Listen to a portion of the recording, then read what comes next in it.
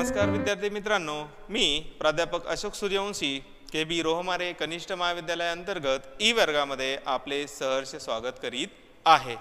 तर विद्यार्थी मित्रांनो, आपण वीरांना सलामी अनुराधा प्रभुदेसाई यांचा गद्य क्रमांक 5 आपण अभ्यासत आहोत। तर बघा, लेखिकेच्या या सैन्यांना किंवा सैन्यांच्या कॅम्पला भेट देत असताना त्यांना आलेले वेगवेगळे अनुभव आणि त्यांच्या बरोबर असलेले जे नागरिक आहेत त्या नागरिक हे सेनेप्रती किती त्यांच्या मनातही एक प्रकारे आत्मीयता सैन्यांप्रती निर्माण झालेली ते या ठिकाणी आपल्याला सांगता आहेत। तर बघा, पुढचा परिच्छेद विद्यार्थी मित्रांनो, पान नंबर 24। गेल्या 5 वर्षात एक मात्र निश्चित जाणवलं की तिथे गेल्यावर आपला अहंकार, बडेजाव आणि प्रतिष्ठितपणाची चढलेली पुढं निखळून पडत आहेत। लडाखच्या भिन्न भिन्न दऱ्याखोऱ्यात भन्नाट, एकाकी, रौद्र आणि हिरवळीचा दुरान्वयानेही संबंध नसलेल्या कठीण भूप्रदेशात राहूनही ममत्व, बंधुभाव जपणाऱ्या, नाती जोडणाऱ्या आणि ती टिकवणाऱ्या सैनिकांना भेटलं की आपली माणसं भेटल्याचा गहिवर दाटून येत आहे। आपले सैनिक हे हिरे आहेत, त्यांना आपण जपलं पाहिजे, त्यांच्याबद्दल कृतज्ञ राहिलं पाहिजे। बघा, लेखिका या वेगवेगळ्या सैनिक कॅम्पला भेट देत असताना, सैनिक स्थळांना भेट देत असताना सैनिकांबरोबरच्या संभाषणातून त्यांना एक अंतर्मन त्यांचं जे बोलतंय त्या ठिकाणी त्यांनी शब्दबद्ध केलेलं आहे। आणि ते म्हणतात, गेल्या 5 वर्षापासून ते म्हणतात की एक मात्र किंवा एक गोष्ट त्यांना निश्चित जाणवली की काय, की त्या सैनिकांजवळ गेल्यानंतर, त्या सैनिकांच्या सहवासात गेल्यानंतर आपला जो काही अहंकार आहे, लेखिका म्हणते तिचा अहंकार, बडेजाव, बघा आपण स्वतःलाच आपल्या मनातील अहंकार असेल, बडेजाव, आपणच खूप मोठं आहोत, आपल्यापेक्षा कोणीच मोठं नाही, असा जो विचार आहे त्याला बडेजाव, आणि आपली प्रतिष्ठा, बघा इतरांपेक्षा आपण प्रतिष्ठित आहोत असंच या ठिकाणी आपला अहंकार आपल्या मनामध्ये असतो। पण लेखिका म्हणते हे सगळं त्या सैनिकांच्या सहवासात असल्यानंतर आपण हे सगळं आपल्या मनातील हे अहंकार असेल, प्रतिष्ठा असेल, आपला बडेजाव असेल, सगळं काय होतं, आपण अगदी आपलं ते एक प्रकारे चढलेलं हे पुढं निखळून पडत आहेत। बघा, पुढं निखळून पडणे म्हणजे काय, की मनातल्या स्वतःविषयीच्या भ्रामक कल्पना नाहीशा होणे। बघा, आपल्या मनामध्ये आपल्या स्वतःविषयीचा जो अहंकार आहे, आपली प्रतिष्ठा आहे, आपला बडेजाव आहे, मग आपल्या मनात आपल्या स्वतःप्रती आपल्यापेक्षा कोणी श्रेष्ठ नाही असा जो अहंभाव आहे तोच या ठिकाणी स्वतःविषयीचा, ह्याच्या काही आपल्या भ्रामक कल्पना असतात, तर या कल्पना नाहीशा त्या सैनिकांच्या समवेत लेखिका म्हणते की होतात, या भ्रामक कल्पना आहेत असं या ठिकाणी जाणीव आपल्याला तिथं गेल्यानंतर झाल्याशिवाय राहत नाही, जशी की लेखिकेला झाली।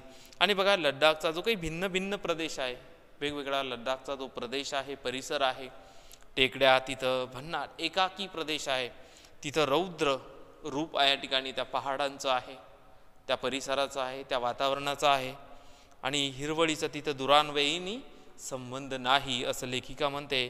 अशा प्रतिकूल परिस्थितीमध्ये देशाच्या संरक्षणासाठी त्या वातावरणामध्ये सैनिक राहतात आणि आपल्या देशाचं रक्षण ते करतात। आणि त्या अशा प्रतिकूल वातावरणामध्ये सुद्धा तिथं लेखिका म्हणते की त्या परिसरात, त्या भूभागावरती राहत असताना त्या सैनिकांमध्ये असलेलं जे काही ममत्व आहे, बंधुभाव आहे आणि नाती, या सगळ्या गोष्टी ते तिथं जोपासतायत। एकमेकांबद्दल त्यांची आपुलकी, प्रेम, जिव्हाळा, ममत्व, बंधुभाव, नाती जोडणारा अनुभव लेखिकेला त्या ठिकाणी आलेला होता। आणि ती टिकवण्यासाठी कसं पोषक वातावरण ते सैनिक करतात हे लेखिकाला त्या सैनिकांना भेटल्यानंतर वाटलेलं होतं। आणि तिथं गेल्यानंतर लेखिका म्हणते की काय, की आपली माणसं भेटल्यासारखं या ठिकाणी वाटतंय. बघा, सैनिकांच्या सहवासामध्ये लेखिकेला असं वाटतंय की आपली माणसं म्हणजे आपल्या जवळची, आपले सुखदुःख समजून घेणारी जी माणसं आहेत, ती माणसं या ठिकाणी लेखिका म्हणते की आपली माणसं त्या सैनिकांच्या समवेत गेल्यानंतर आपल्याला या ठिकाणी असं लेखिकेला तिथं वाटलं होतं. आणि ती म्हणते तिथं त्या सैनिकांना भेटल्यानंतर आपला गहिवर दाटून येतो, अंतकरण अगदी आपलं भरून येतं, जसं की लेखिकेचं आलं. ती तिचा अनुभव आपल्याला सांगते आहे. आणि बघा, आपले एक एक सैनिक म्हणजे काय आहे, तर ते हिरे आहेत. हिऱ्याचं रूप या ठिकाणी लेखिकेने आपल्या सैन्यांमध्ये बघितलेलं होतं. आणि बघा, त्यांना आपण काय केलं पाहिजे, जपलं पाहिजे. कारण ते आपल्यासाठी सर्वस्व पणाला लावून, आपले नातेसंबंध सर्व गोष्टी, आपलं स्वातंत्र्य सोडून स्वतःचं ते सीमेवरती काय, आपल्या देशाचं रक्षणासाठी ते तिथं अहोरात्र उभे आहेत, झटत आहेत. आणि त्या आपल्या सैन्याला आपण काय, जपलं पाहिजे. त्यांच्याबद्दल आपण कृतज्ञ राहिलं पाहिजे. कृतज्ञ म्हणजे त्यांचे आपल्यावरती खूप उपकार आहे, त्या उपकाराची आपण परतफेड करणंही गरजेचं आहे. सतत ही गोष्ट या ठिकाणी आपल्या मनामध्ये असणं गरजेचं आहे, असं लेखिका म्हणते. पुढचा परिच्छेद बघा विद्यार्थी मित्रांनो. आम्ही 5 वर्ष रक्षाबंधनासाठी लद्दाखला ग्रुप घेऊन येत आहोत. याचं प्रचंड अप्रूप वाटून ब्रिगेडियर कुशल ठाकूर या सोहळ्यासाठी आणि आम्हाला भेटायला आवर्जून आले होते. 1999 मधील कारगिल युद्धाच्या वेळी कर्नल असलेले कुशल ठाकूर तोलोलिंग फतेह करण्याच्या योजनेचे शिल्पकार होते. ते आमच्यासारख्या सामान्य माणसांना भेटायला येतात, याच्या परता मोठा सन्मान तो कोणता. बघा, या 5 वर्षामध्ये आलेले वेगवेगळे अनुभव, सुखद अनुभव लेखिका सांगते आहे. की लेखिका म्हणते या 5 वर्ष सतत त्या सैनिकांना तिथं त्या परिसरामध्ये जाऊन लेखिकेने रक्षाबंधन साजरा केलेला होता त्या सैनिकांसमवेत. त्या सैनिकांना लेखिकेने राख्या बांधलेल्या होत्या. आणि लेखिका एकटीच जात नव्हती, तर आपल्याबरोबर नागरिकही ती घेऊन जात होती. आणि हा जो काही या गोष्टीचं लेखिका आणि ती इतर नागरिकांना घेऊन त्या ठिकाणी सैनिकांना भेटी देते, वेगवेगळे सण त्या सैनिकांबरोबर साजरे करते, याचं कुतूहल, याचं अप्रूप, याचं नवल ब्रिगेडियर कुशल ठाकूर यांना वाटत होतं. आणि त्यांचा तो सोहळा बघायला स्वतः आणि लेखिकेला भेटायला सुद्धा, लेखिकेला आणि तिच्या समूहाला भेटायला हे आवर्जून त्या दिवशी आलेले होते, ते म्हणजे ब्रिगेडियर कुशल ठाकूर. आणि बघा, 1999 मधील जे काही कारगिल युद्ध पाकिस्तानबरोबर लढलं गेलं, त्या युद्धामध्ये भारतीयांना विजय मिळालेला होता. आणि त्या विजयाचं शिल्पकार म्हणून लेखिका म्हणते कर्नल असलेले त्यावेळचे कुशल ठाकूर हे तोलोलिंग फतेह करण्यामध्ये त्यांची जी काही योजना होती, त्या योजनेचे ते शिल्पकारच होते. आणि असे व्यक्ती लेखिका म्हणते आमच्यासारख्या सर्वसामान्य माणसाला भेटायला ते त्या ठिकाणी येतात. आणि या गोष्टीचंच लेखिका म्हणते तो आमच्या दृष्टीनं खूप मोठा सन्मान होता. लेखिका म्हणते याच्या परता मोठा सन्मान कोणता, याच्या परता म्हणजे याच्यापेक्षा आमचा मोठा सन्मान तर कोणता होता, तर हाच मोठा. या ठिकाणी बघा, वयाने लेखिकेपेक्षाही जास्त असलेले जे काही ब्रिगेडियर होते कुशल ठाकूर, हे लेखिकेच्या त्या उपक्रमाचं कौतुक करण्यासाठी ते त्या स्थळाला, लेखिका ज्या ठिकाणी होते तिथं भेट द्यायला ते आलेले होते. आणि त्यातले त्यात ते लेखिकेला भेट द्यायला आलेले होते. लेखिकेच्या उपक्रमाची ते स्वतः स्तुती करत होते. आणि ते आल्याचा अभिमान किंवा ते लेखिकेला भेटल्याचा, लेखिकेला कुशल ठाकूर भेटल्याचा या ठिकाणी खूप मोठा सन्मान लेखिकेला वाटलेला होता. पुढचा परिचय बघा विद्यार्थी मित्रांनो. आमच्याशी संवाद साधत असताना ब्रिगेडियर ठाकूर आम्हाला म्हणाले, तुम्ही 5 वर्षाचा वादा केलात आणि तो निभावलात याबद्दल अभिनंदन. पण माझा प्रेमाचा वयाचा अधिकार आणि हक्क वापरून सांगतो, तुम्ही हे मिशन बंद करू नका. इथे नेहमी या, आमच्या तरुण जवानांना भेटा, त्यांचा हौसला बुलंद करा. आम्हाला त्याची गरज आहे. निदान 5 वर्ष तरी कमिशन ऑफिसर म्हणून डिफेन्स सर्व्हिसेस जॉईन करा. मग पुढच्या आयुष्यात तुमचं करिअर करायला तुम्ही मोकळे आहात. तरुण मुलींना सांगा की आमच्या जवानांशी विवाह करायला डगमगू नका आणि मला वचन द्या की हा जो लष्कर आणि नागरिकांमध्ये तुम्ही एक भावनिक सेतू बांधत आहात ते काम थांबवणार नाहीत. बघा, लेखिकेला भेटल्यानंतर ब्रिगेडियर कुशल ठाकूर यांच्या मनातील जे विचार आहे ते त्यांनी व्यक्त केलेले होते. आणि ब्रिगेडियर ठाकूर लेखिकेशी संवाद करत असताना अगदी ते अंतःकरणातून लेखिकेबरोबर बोलत आहेत आणि ते म्हणतात की काय तुम्ही जो काही 5 वर्षाचा जो काही वादा केलेला आहे, जे काही वचन तुम्ही घेतलेलं आहे, ते वचन या ठिकाणी तुम्ही निभावलं, तुम्ही पूर्ण केलं. त्याबद्दल लेखिकेला कुशल ठाकूर यांनी लेखिकेचं त्याबद्दल अभिनंदन केलं, तिचं कौतुक त्यांनी केलं.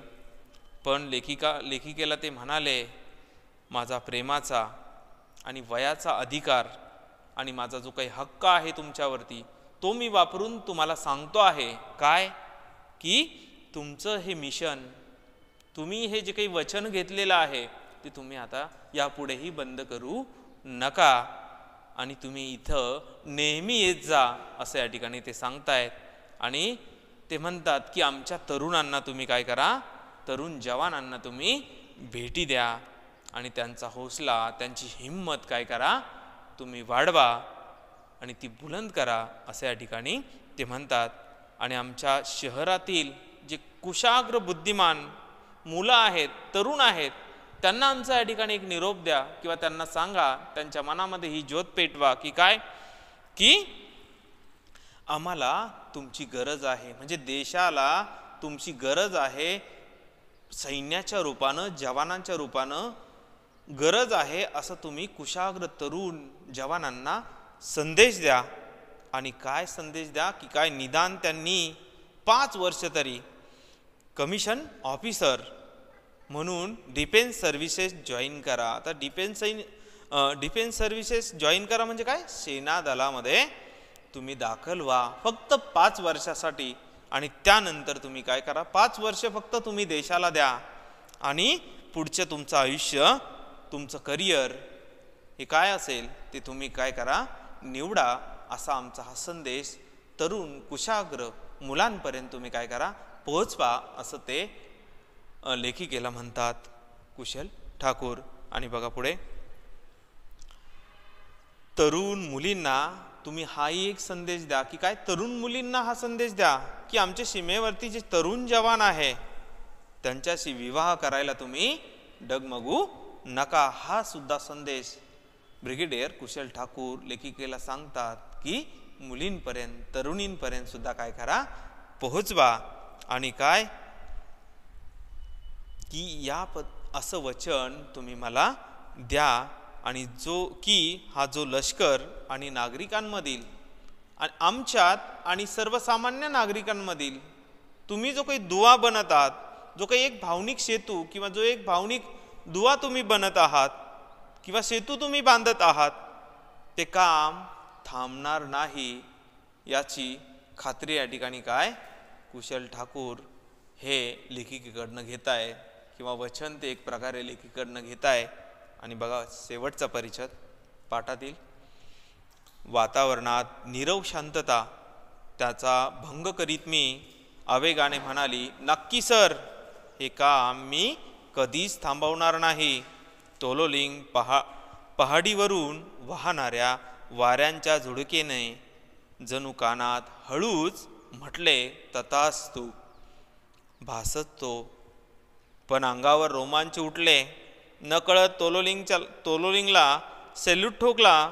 माघारी वळले ते ह्या वीरांच्या त्यागाला, समर्पणाला अधिक लायक, अधिक जबाबदार, विवेकी आणि देशाबद्दल कर्तव्याची जाण असलेली भारतीय नागरिक बनून युवकांनाही तसे बनण्याचा आटोकाट प्रयत्न करेन असे सैनिकांना आश्वासन देऊनच, कारण ते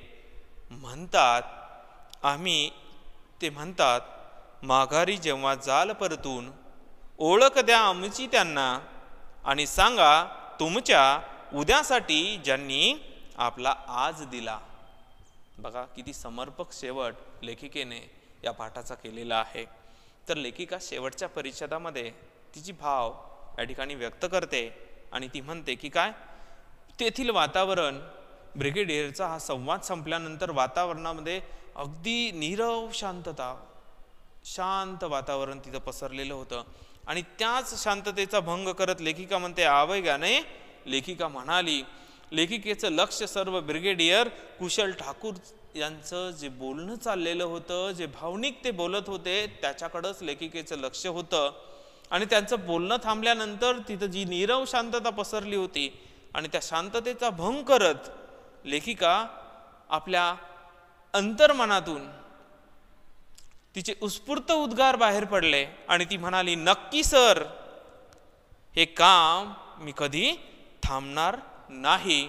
आणि नंतर तोलोलिंग पहाडीवरून वाहणाऱ्या वाऱ्यांच्या झुळकेने जणू लेखिका म्हणते की काय, की माझ्या कानात हळूच येऊन म्हटलं, तथास्तु, तू हा निश्चय घेतलाय तो तसा पूर्ण होईल, असा आशीर्वादच जणू लेखिका म्हणते त्या तोलोलिंगच्या पहाडाने, त्या वाऱ्याच्या रूपानं लेखिकेच्या कानामध्ये सांगितलं. की ती भावनिक लेखिका या ठिकाणी त्या ठिकाणी झालेली होती हे आपल्या लक्षात येतं. आणि बघा, आणि नकळत तिच्या अंगावर रोमांच उठले आणि नकळत लेखिकेने तोलोलिंगला सेल्यूट मारला. त्या तोलोलिंगच्या पहाडीला, पर्वताला लेखिकेने सलाम केला आणि माघारी लेखिका वळली.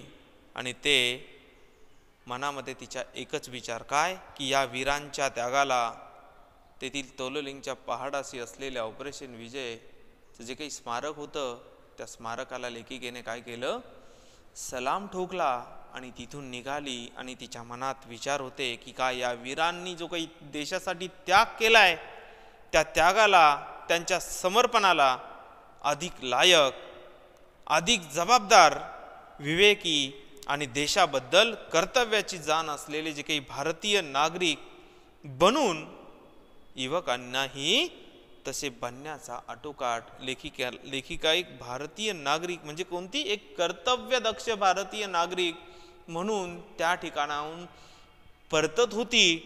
आणि लेखिका आणि युवकांनाही तसंच बनवण्याचा प्रयत्न, म्हणजे काय, भारतीय नागरिक बनवण्याचा प्रयत्न लेखिका, कर्तव्याची, देशाबद्दलच्या कर्तव्याची जाण असलेले भारतीय नागरिक युवकांना बनवण्याचं प्रण किंवा निश्चय करूनच लेखिका तिथून निघाली, किंवा तशी प्रतिज्ञा तिनं केली. ती म्हणली, मी हे करेन. आणि बघा, असे सैनिकांना लेखिकेने तिथं आश्वासनच तिनं देऊन टाकलं.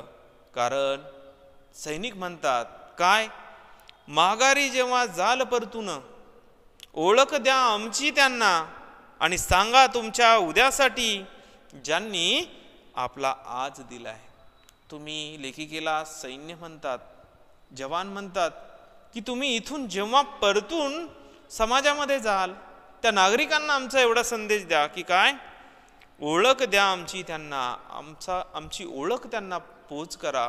की काय, की आमचं अंतरंग, आमचं मन काय म्हणतंय, की त्यांना सांगा की तुमच्या उद्यासाठी, म्हणजे आपल्या समाजातील प्रत्येक नागरिकांच्या उज्ज्वल भविष्यासाठी ज्यांनी आपला आज दिलाय, म्हणजे आपला आज भारतीय सैनिक या ठिकाणी